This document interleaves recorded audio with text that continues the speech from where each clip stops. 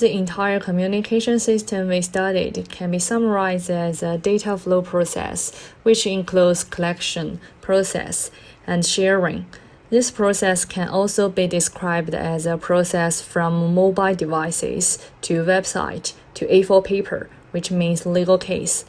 The purpose of a data flow is to promote communication between different regions and different groups to form a more circulated social data network, reduce the data gap between different groups, and thus resolve many environmental conflicts. In the first stage, the data is from a wide range of sources. This is the process from dispersion to concentration, from multivariate to unitary. The specific patterns of data collection and delivery vary in scope. At nationwide, data sources are not too restricted due to the convenience of a network and signals, and come from collaborative data platforms, research organizations, data monitoring equipments, and reports uploaded by individuals through social media.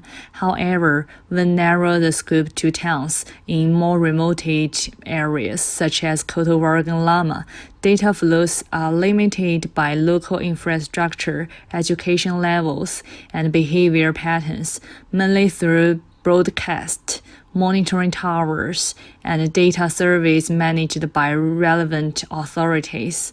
When the scope is further narrowed to a village or community, such as Coto Vargan Hilly, the restriction also include religious belief, power distribution with the village, and so on. Therefore, the more credited methods are mainly broadcast and face-to-face communication. In the first phase, mobile devices can provide support for not only environmental report card, but also online chat room and discussion blog. On the platform, various Indonesia environmental topics can be discussed, and users can be invited to answer questions based on their preference in social media. If the user knows something about a question and can answer it, they can also join the discussion and browse the tweets on the same topic, and can also join different groups according to their own condition and preference to exchange information and share data with other group members. The content of such online chat room can be transferred between text and audio, thus it breaks the language gap between different groups with different background. Finally, users can also receive the uploads of the following accounts and topics to facilitate the time understanding of the latest environment. The second stage is mainly to establish an online open source data platform to process, summarize, and standardize the geographical data of Indonesia. The data platform is named Kita Peta, which is after Indonesian words for Kita and Peta. Kita means hour and Peta means map, which is straightforward interpretation of the platform's two philosophies, data visualization and data sharing. In other words, obscure data is processed to make it more accessible to most groups, including individuals, communities, conservation orgs, companies, and policymakers, and finally shared with the public through the open portal, transfer it from unknown and hard-to-get data to our common map. The web version platform mainly has three functions: view the map of environmental data, download the raw data, and obtain the summary list of data, which provide easier access to establishing the legal case. The data map page in Kitapeta are divided into 8 main topics, ranging from land use to sound. Users can change the map style according to their preference, and zoom in or zoom out according to researching, drawing, and selecting the icons. After viewing the data map of interest, the user can also view the summary of the data displayed and select subscribe or download, which will be an important way to establish a legal case efficiently. Finally, users can also access the discussion page on various social media, such as Twitter, so that user can not only access data but also enhance the communication and sharing of data.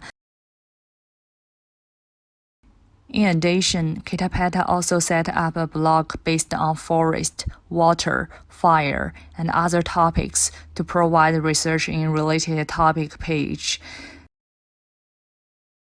And the filter on the right can help quickly target the dataset by conditions.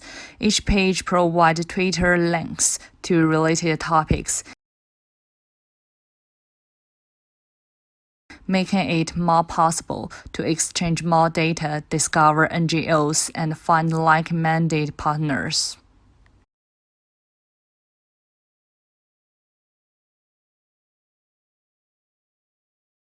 The final data sharing is essentially to provide the public with integrated data in an open and shared form. The data is input in a decentralized and diverse form and output in a convenient and standard form. The data in Kitapeta can also be spread through different channels, such as mobile phone and radio. The accuracy and openness of output data can make it easier to obtain specific legal case in different regions and even specific villages. In order to make the data more widely and conveniently disseminated, the articles, reports, and lessons provided on mobile devices can be converted into text and audio.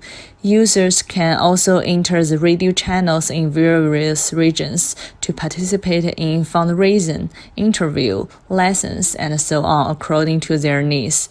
These sharing channels take more people who are limited by infrastructure and cultural level into account, so as far as possible to make environmental data no longer be a privilege for certain small groups like government and companies, and make data become a map for each of us.